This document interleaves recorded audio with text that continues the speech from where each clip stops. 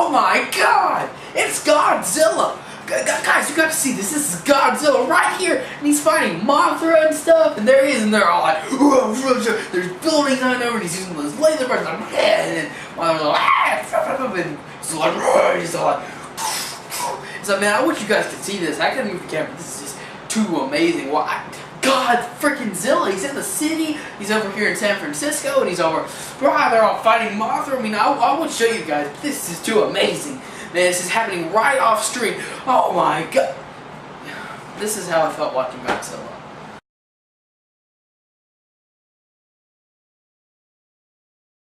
So, I want to start off this review by saying that Godzilla is not a terrible movie.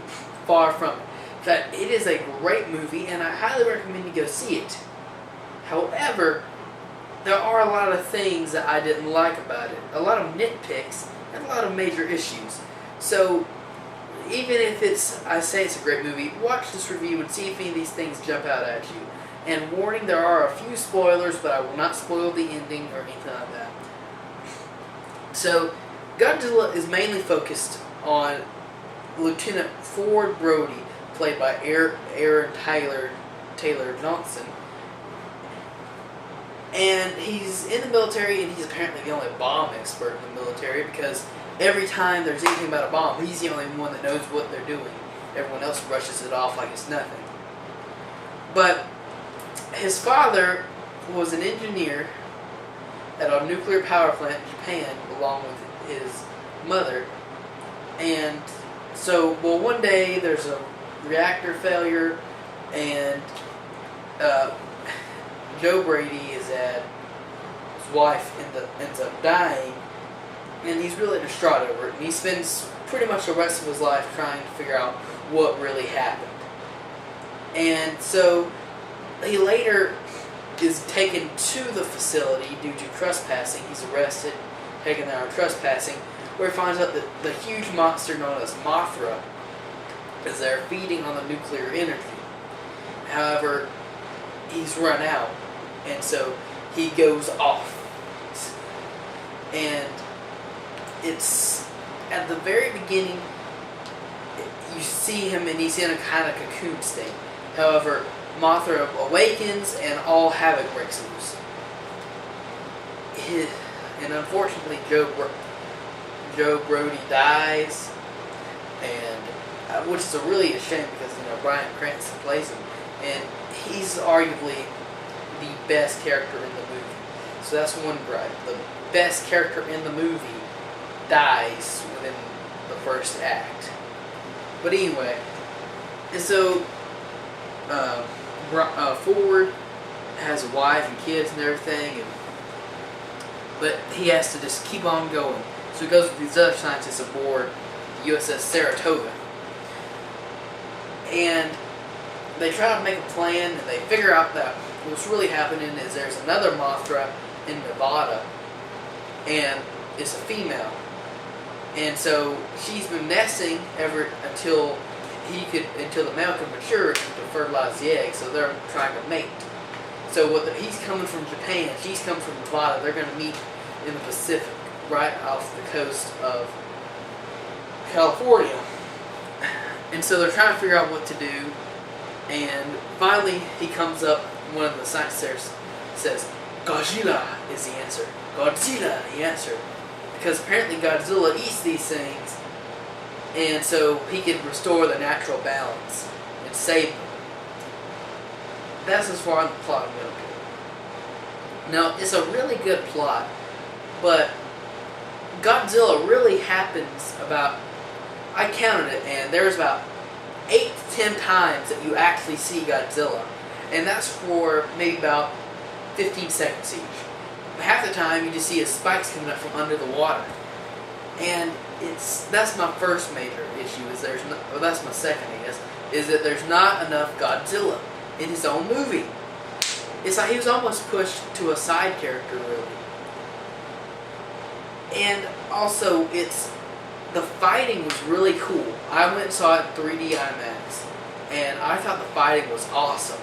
If they showed any. I mean, sure, there were a couple instances where he actually fights the Mothras and everything, but every time you get really invested into it and they start throwing punches and stuff, it cuts to something about Ford's family or to Ford himself. And you know, Ford, he ends up being the hero overall. He destroys the eggs that were planted, and they really should have named the movie The Military versus Mothra's. Oh yeah, Godzilla's in there a couple times.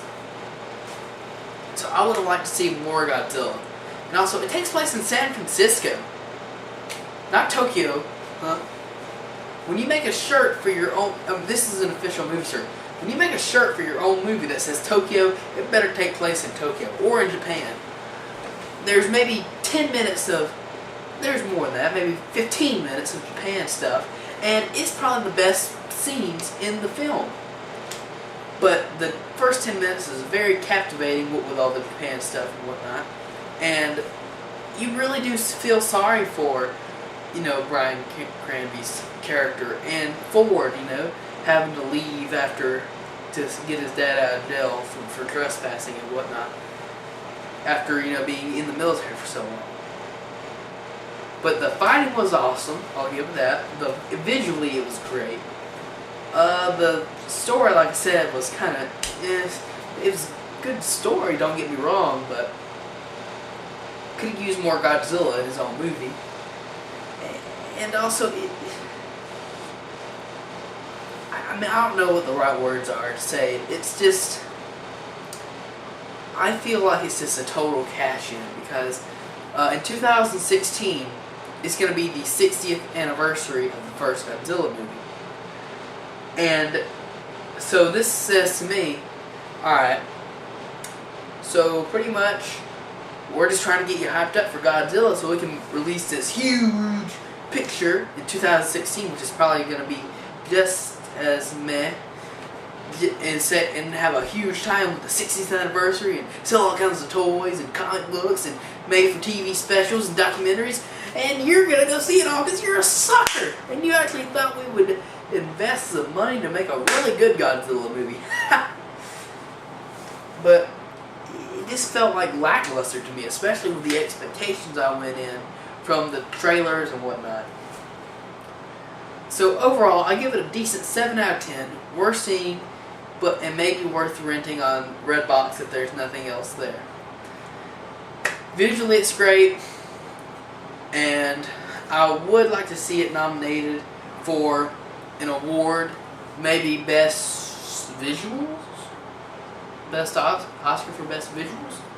I really don't think it should win much more than that. And I would say that it's a lot better than about 80% of the past Godzilla movies we've seen released over the past nearly 60 years. Especially when you consider we have things like Godzilla Beach Party, which are just action figures dancing, and at least they took the time to crop out their hands. But it's really good, and if this is a sign of all summer blockbusters, it's going to be a pretty good summer. Maybe not the best, but I still think it'll be a lot better than last year if this is a sign of things to come. However, I just hope we take a step up from it. Thank you for watching, and remember, 7 out of 10, I say go watch this movie. Thank you for watching.